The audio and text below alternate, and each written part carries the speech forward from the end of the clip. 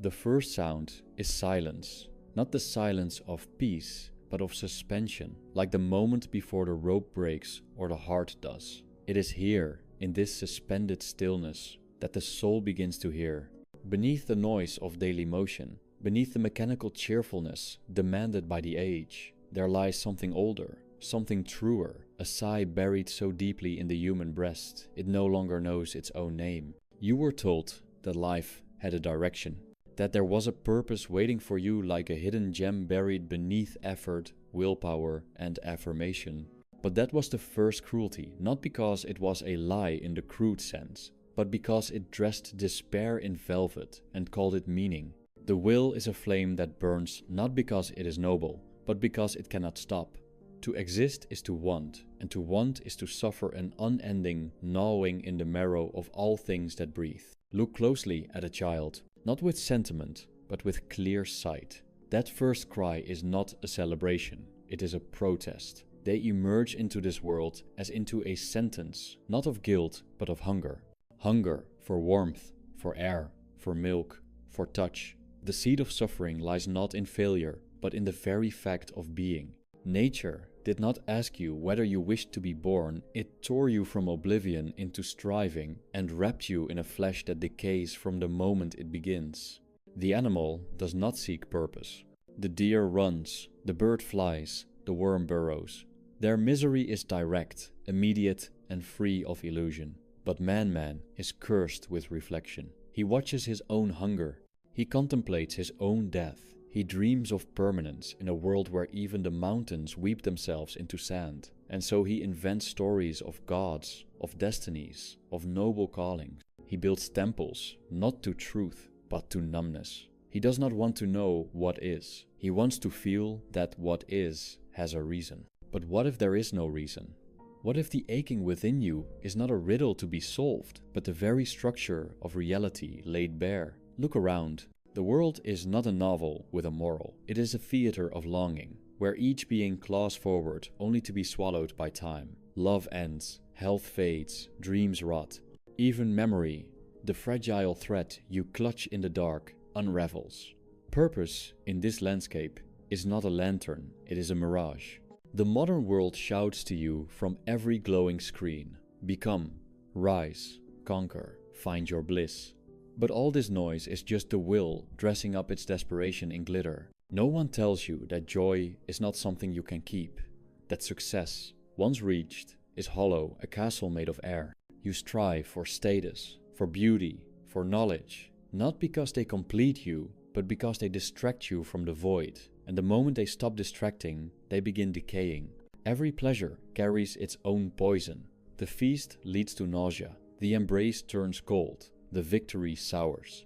Even the most exquisite moments, when examined without intoxication, carry the whisper of their own death. You laugh, and already the laugh belongs to memory. You touch, and already the skin remembers what is gone. All things beautiful are not signs of hope, but reminders of transience. Do you see? The pain is not the exception, it is the rule. The so-called meaning you chase is the dream of a creature who cannot face the mirror. Purpose is not found, it is manufactured to anesthetize, to keep you running, to keep you buying, to keep you chained to the wheel of want. But the wheel turns and never delivers, and each turn grinds down the soul a little more. You may think this is despair, but it is clarity. For in stripping away the lie, you begin to see with the eye of truth. You begin to understand that freedom is not the fulfillment of desire, but the release from it. That peace is not the arrival at some final goal, but the letting go of the illusion that such a goal exists. When you stop running, when you sit in the bare stillness of what is, you touch the edge of the real. You may feel now the weight of this understanding. Let it sit with you, do not turn away. There is no escape in distraction that does not return to this point. All paths lead here to the silent confrontation with suffering. Not the dramatic suffering of tragedy, but the quiet ache of continuity. The mourning that returns without promise. The task that repeats. The longing that revives even when you think it dead. And yet, in this bleak terrain, a strange light begins to emerge. Not a light of hope, but of lucidity. You are not alone in your sorrow. Every face you pass, every voice you hear, carries the same burden. Behind every mask is a soul trying not to drown. The entire theater of life is filled with trembling hands gripping the illusion of purpose like a talisman. Once you see this, compassion dawns not as virtue, but as recognition. There is dignity in the one who suffers without delusion. There is beauty in the one who walks without pretending. The one who has no illusions left is not empty, they are unburdened. Like a tree stripped of its leaves in winter, they are bare, but real. They do not speak of destiny. They do not preach the gospel of productivity. They look into the void and find not terror, but rest, not reward, but release. This is the first threshold, the surrender of the lie, the admission that what you were promised, purpose, fulfillment, salvation, was always a shadow on the cave wall. And that the truth, though bitter, is not without quiet grace. The grace of seeing clearly, of not needing more, of no longer being fooled. Let the silence return. Let it fill you, not with fear, but with stillness. This is not the end, not yet. There are deeper wounds to touch, more illusions to peel away. But for now, this breath is enough. To be here, without the lie, is the beginning of truth. You begin to see that every joy you have ever tasted was laced with the terror of its loss. The tender hand you held one day, it loosened. The laughter you cherished, it echoed once, and then never again. No moment stands still. No sensation lingers unspoiled. Even the most sacred touch dissolves into memory, and memory into mist. What you love most dearly is already dying in your arms. This is not tragedy, it is structure. The will craves repetition. It demands to feel again what once pleased it. But the world denies this plea, not out of cruelty, but because it cannot obey. No river flows backwards. No heartbeat echoes twice with the same rhythm. You return to the place where you once felt alive, and you find only the shell of that moment, the scaffolding without the spirit. Nostalgia is not longing for the past, but grief for what the present cannot restore.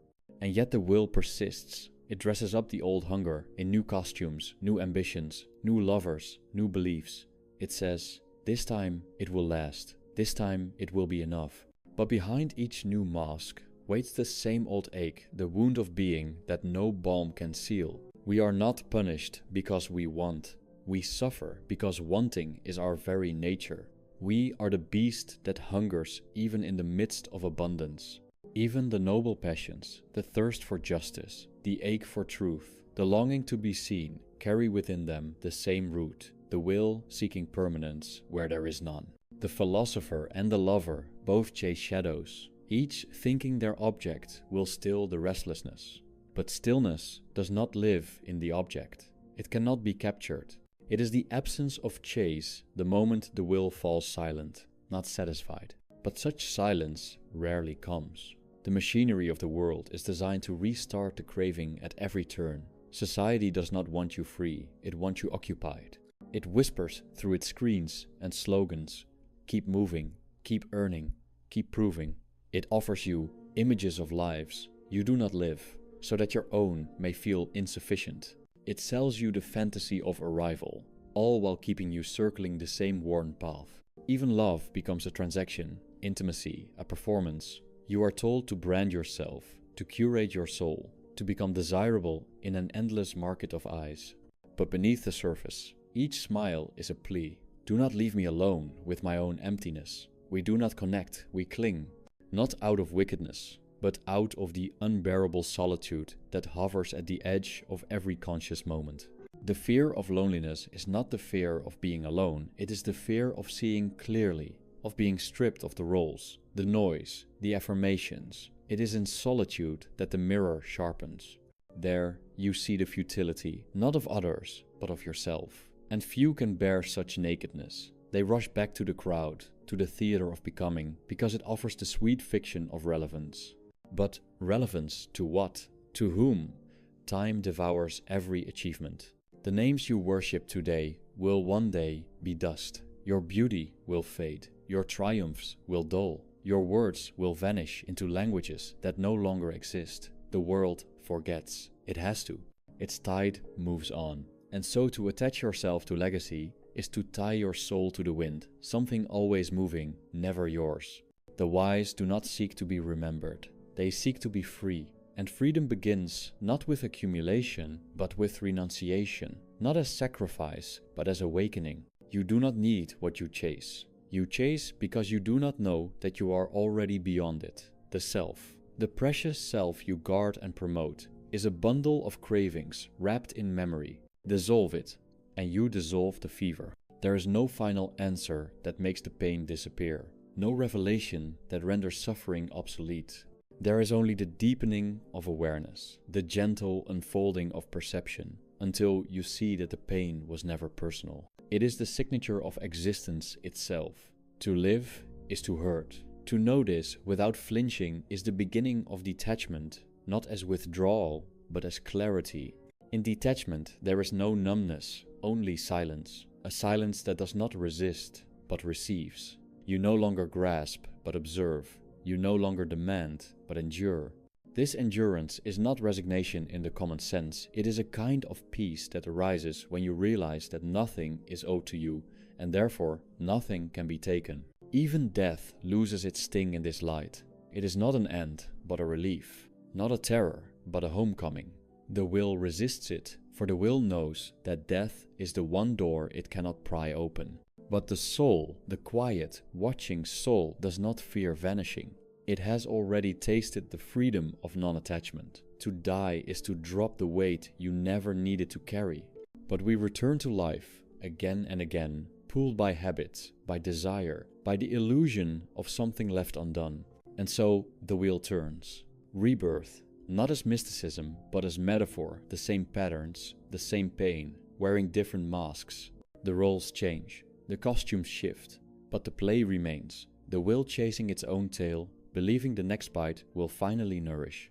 There is no escape through effort, no escape through belief. There is only the slow, patient erosion of illusion. Each truth, once seen, strips away a layer, and beneath each layer, a deeper silence waits. This is the path not toward meaning, but toward stillness. Not toward purpose, but toward the end of the chase. And yet, though the chase is futile, the witnessing of it is sacred. There is a kind of majesty in watching the wheel spin from the center, knowing you are no longer tangled in its spokes. Life moves around you, but you remain untouched, not in body, but in will. You see the game, and in seeing, you are no longer a piece upon its board. This seeing is not dramatic. It is quiet, like dusk. It does not demand recognition. It does not proclaim freedom. It simply no longer grasps. And in that non-grasping, a space opens, not filled with meaning, but with calm.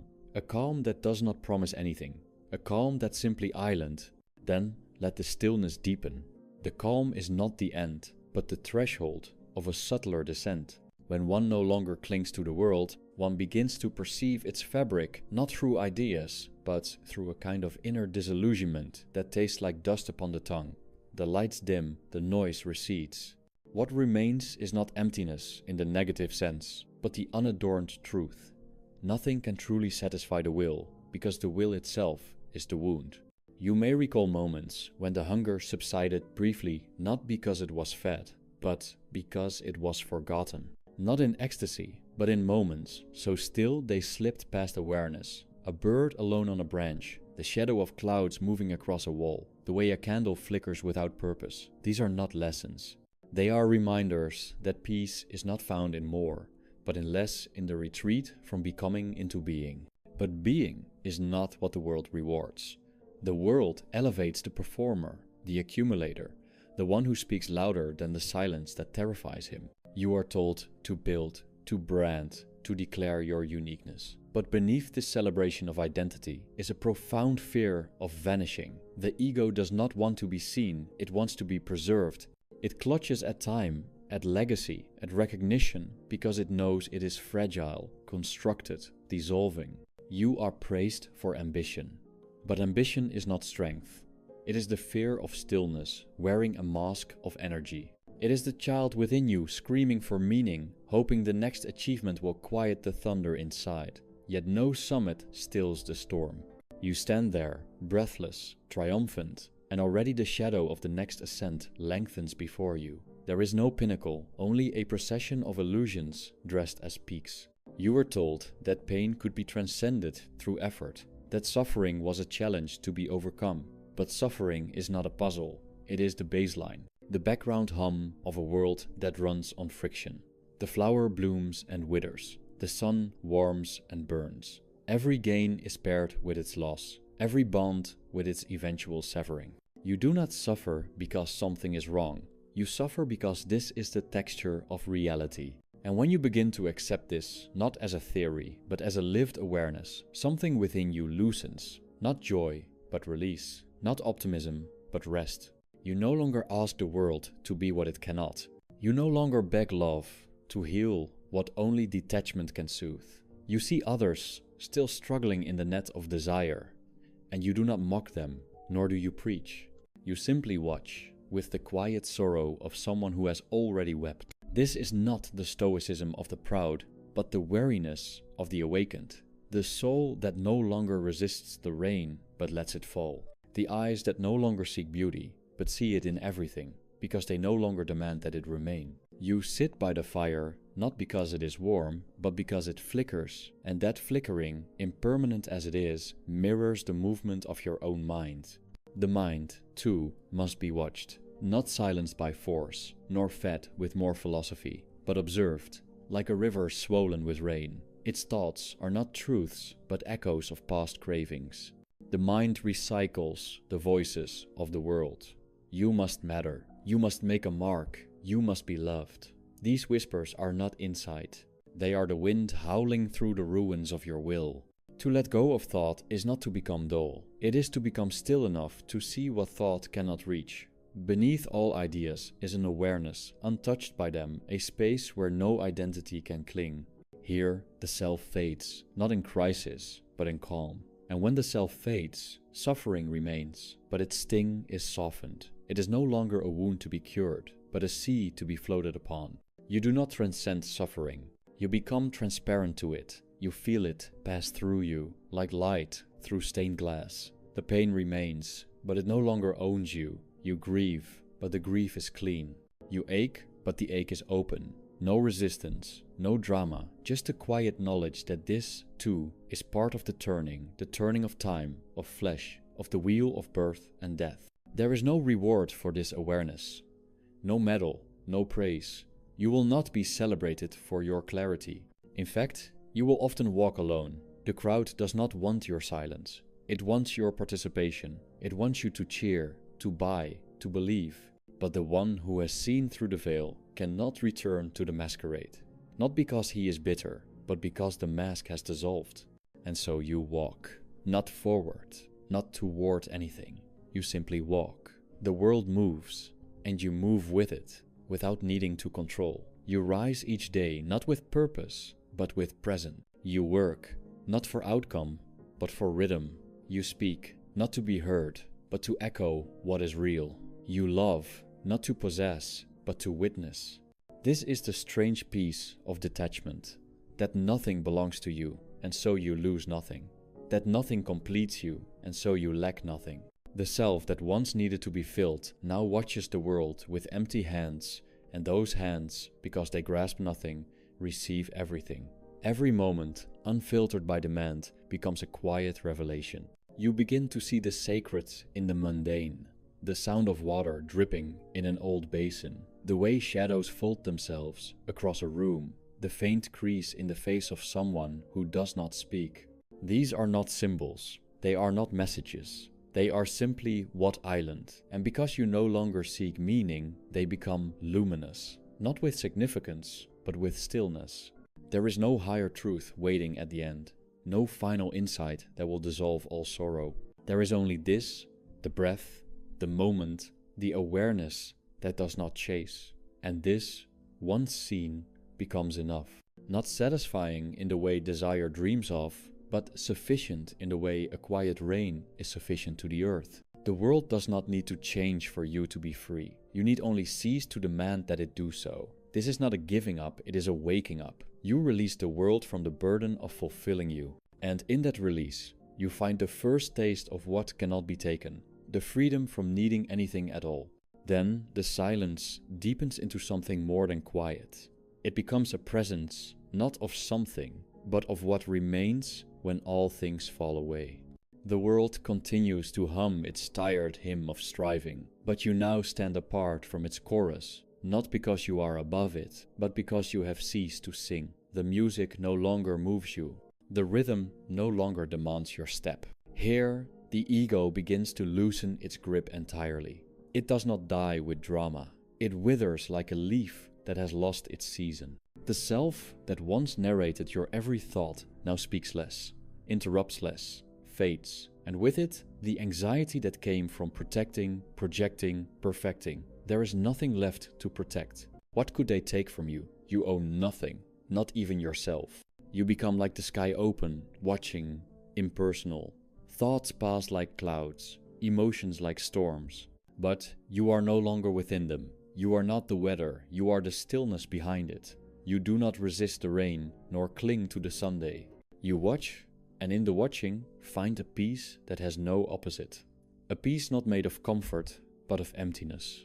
The world, once so loud, grows thin around the edges. Its colors remain, its forms persist, but its pull fades. It no longer promises, it no longer seduces. It's simply island, and that isness, raw, unsweetened, becomes enough. You no longer ask why, because you see that no answer would still the hunger. The question itself was born of the will. Without the will, there is only presence, and presence does not inquire, it abides. Time stretches differently here, not slower, but softer. You do not count days, you do not chase moments. You live like a shadow cast across stone, real, but without urgency. Memory loses its sting. The past becomes a soft echo. The future, a mirage you no longer follow. Only the now remains, vast and bare, like a plain without horizon. In this plain, suffering still walks beside you, but it no longer feels like a trespasser. It is a companion now, old, familiar, no longer feared. You do not try to remove it, nor do you ask it to explain itself. You let it speak in its language, the ache in the chest, the heaviness behind the eyes. And it speaks not of punishment, but of truth, that to be conscious is to be cut open, yet this cut is not a flaw.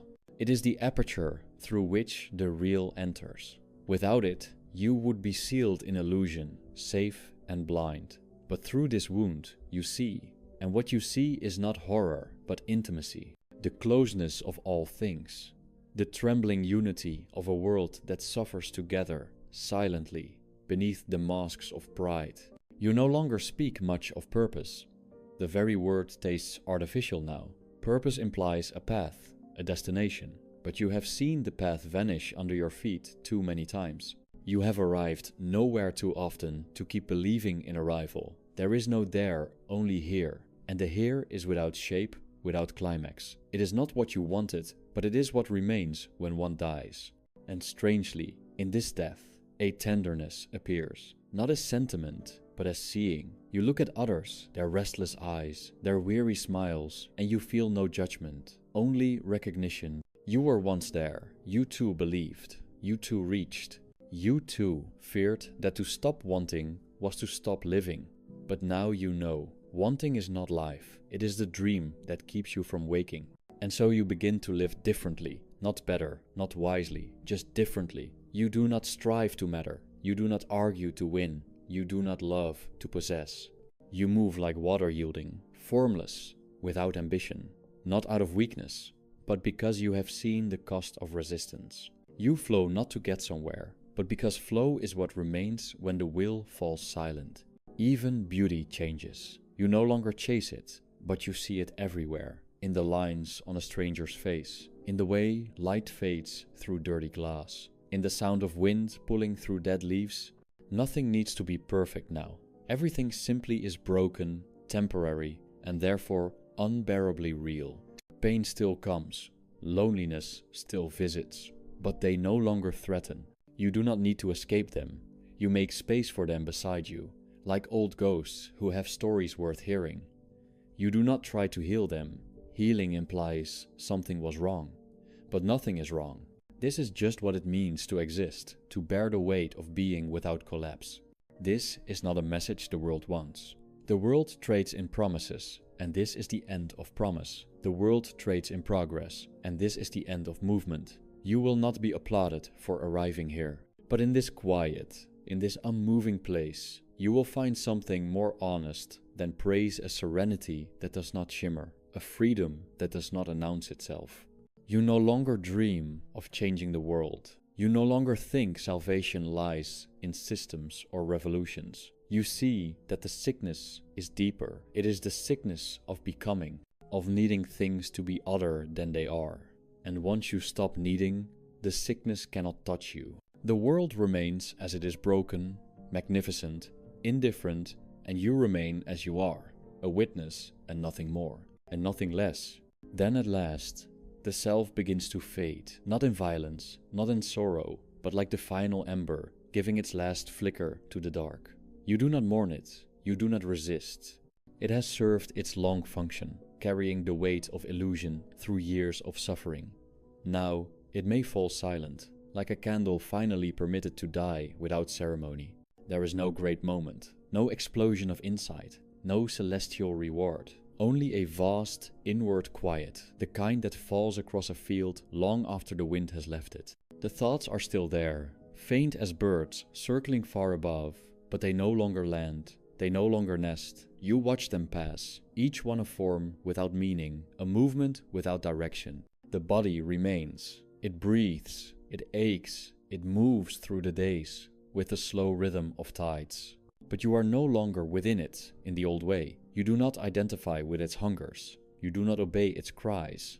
It is a garment worn lightly, not clung to. When pain comes, you feel it, but do not flinch. When pleasure comes, you feel it, but do not pursue. There is no longer anything to hold, and so nothing can be taken. Others may speak to you, plead with you, even love you, but the you they speak to is already gone.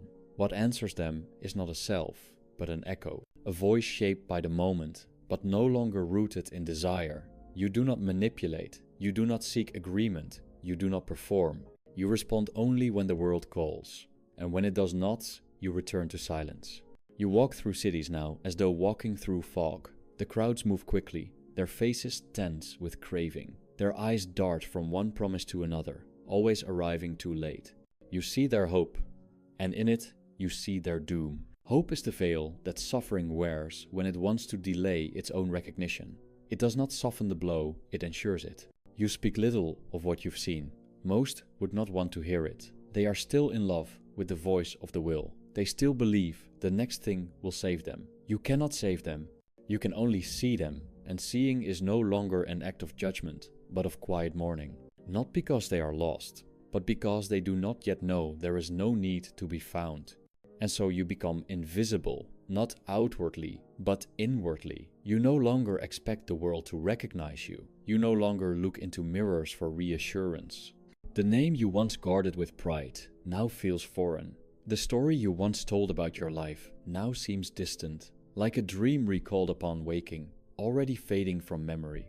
There are no more enemies, because there is no more center to defend. There are no more goals, because there is no more future to imagine. What remains is the eternal present, not as a mystical escape, but as the only terrain that never lied. Everything else was mirage. This, only this, breath by breath, is what was real. And even this begins to dissolve. The present, too, was a concept, a boundary between past and future, both of which now feel like theater. You no longer track time. You no longer measure value. Each moment is equal in its emptiness. Each gesture floats in a void, so vast it cannot be grasped. And in this void, the last illusion falls. You were never here, not in the way you believed, not as an I that acts, that changes, that achieves. You were a flicker in consciousness, a movement of the will, a shape made of need. And now, the need is gone, and the shape collapses. Not in tragedy, not in bliss, but like a wave, folding back into the sea, losing nothing, gaining nothing, simply ceasing to be separate. Death no longer waits. It walks beside you, step for step, not as a threat, but as kin. You feel it in every exhale, in every slow blink, in every fading scent. You do not resist, you do not invite, you simply bow to it. As one phantom nods to another, the body will fall, the voice will fall, all names will fade. But this is not the end, for what ends was never truly held, and now the silence becomes complete. Not the silence of emptiness, but of absence. The absence of striving, the absence of self, the absence of illusion. What remains cannot be spoken, it cannot be understood. It cannot be lived in the way life is commonly lived. It is a stillness beyond presence, the stillness of the thing, before all things and after them. You sit, perhaps by a window, the light touches your face. You do not name it sunlight, you do not register the warmth, you are not apart from it. There is no boundary, no awareness, even of awareness. Only this unspeakable unbeing, this breathless vanishing into the thing that never began. And there, without a final word, without a final thought, the will falls quiet. And what you are is no longer someone who seeks. It is no longer someone at all.